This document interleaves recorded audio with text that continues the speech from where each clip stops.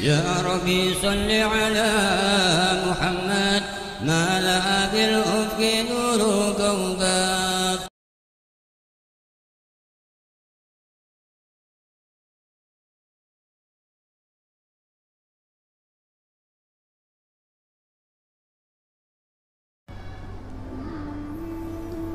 Jadi masih menerangkan tentang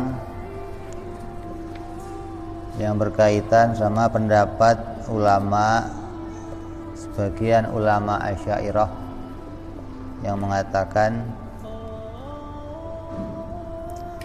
bahwa taklid di dalam masalah iman itu boleh, tapi disertai dengan maksiat.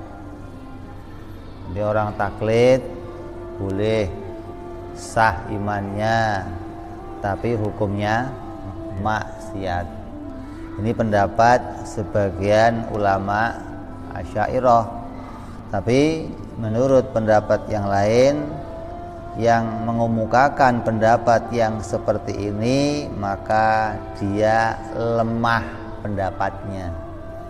Jadi orang yang mengatakan sah, boleh imannya orang taklid kalau dia mampu berpikir, tapi dia nggak berpikir maka disertai dengan dosa. Maka pendapat yang seperti ini dikatakan pendapat yang lemah, karena pendapat yang muktamad yang disepakati oleh semua ulama bahwa sahnya iman seseorang apabila disertai ilmu, disertai dalil, disertai pembenaran, bukan disertai ikut-ikutan.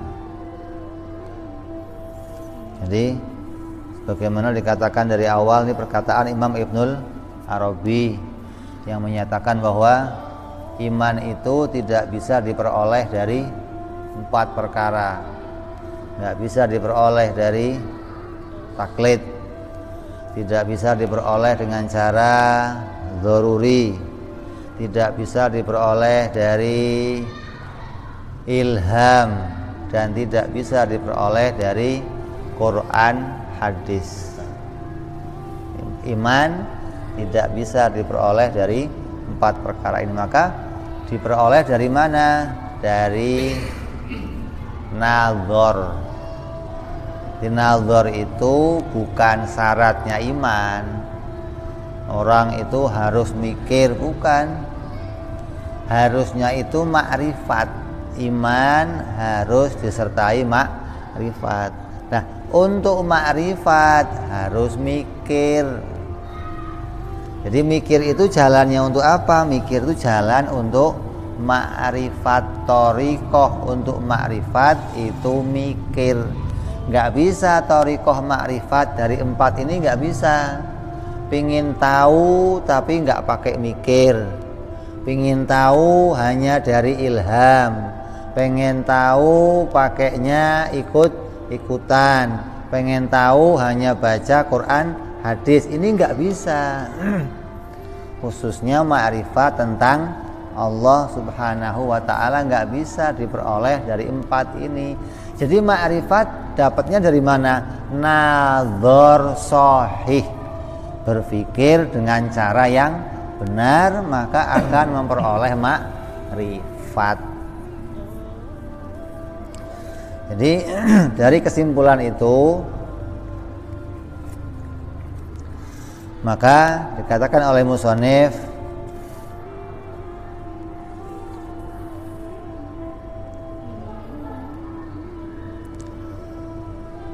bahwa di saat musannif mengatakan bahwa ma'rifat dan pemikiran yang mengantarkan kepada wajib, sebagaimana sebagian ulama Asy'ari yang meyakini kebenaran tentang Allah dan meyakini tentang sifat-sifat Allah, bergantung pada cara yang benar, berpikir dengan cara yang benar ketika dia memperoleh berpikir dengan cara yang benar, dia memperoleh ma'rifat, maka dia mukmin yang muwahhid. Namun hal ini hanya bisa diperoleh oleh orang-orang yang mau melakukan pemikiran.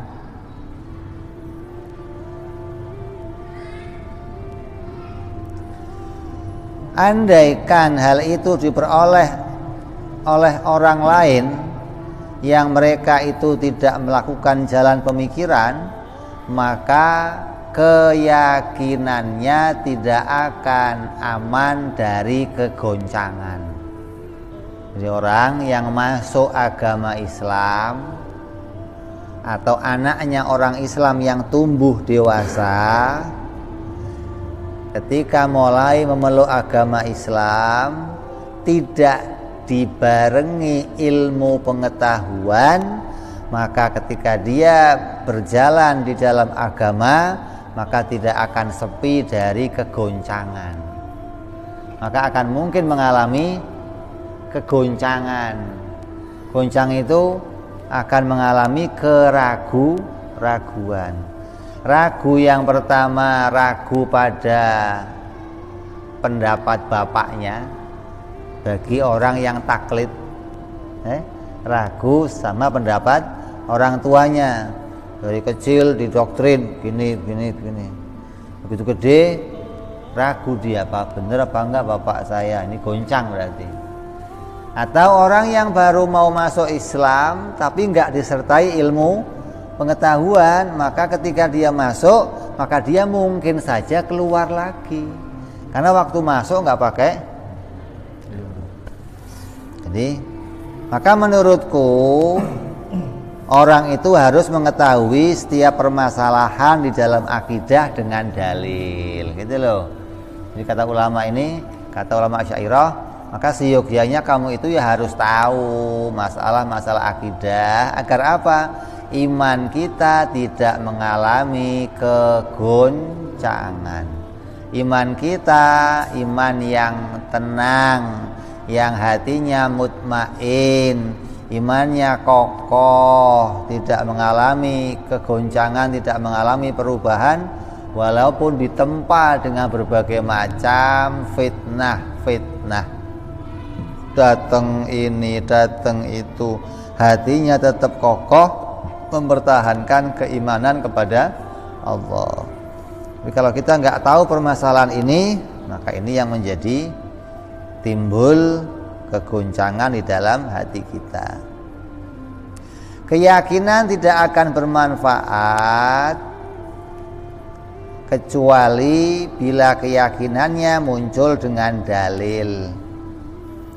Karena kalau yakin tapi nggak pakai dalil, kata sebagiannya bukan yakin tapi percaya kepada pembawa berita, namanya bukan yakin. Jadi keyakinan tidak akan bermanfaat kecuali bila muncul dari sebuah dalil. Bila orang mati dalam kondisi keyakinan kepada Allah dengan keyakinan yang benar, maka dia selamat sebagaimana mestinya. Bila orang itu mati dalam kondisi keyakinan terhadap Allah dengan keyakinan yang selamat, keyakinannya benar sebagaimana mestinya, ini berarti keyakinannya anaknya orang Islam ini meyakini Allah itu satu, meyakini Allah itu esa, Allah kuasa, Allah pencipta segala sesuatu. Ada orang Islam, anaknya kok meyakini begini, seperti itu, maka selamat imannya sebagaimana keyakinan yang benar. Tapi tidak mampu melakukan pemikiran, gak mampu nazar, gak mampu mencari dalil, maka sebagian ulama Asy'ariyah berpendapat bahwa orang tersebut mukmin. Bila ia mampu melakukan pemikiran namun tidak melakukannya, maka menurut Imam Abu Ishaq, orang itu mukmin dan disertai maksiat.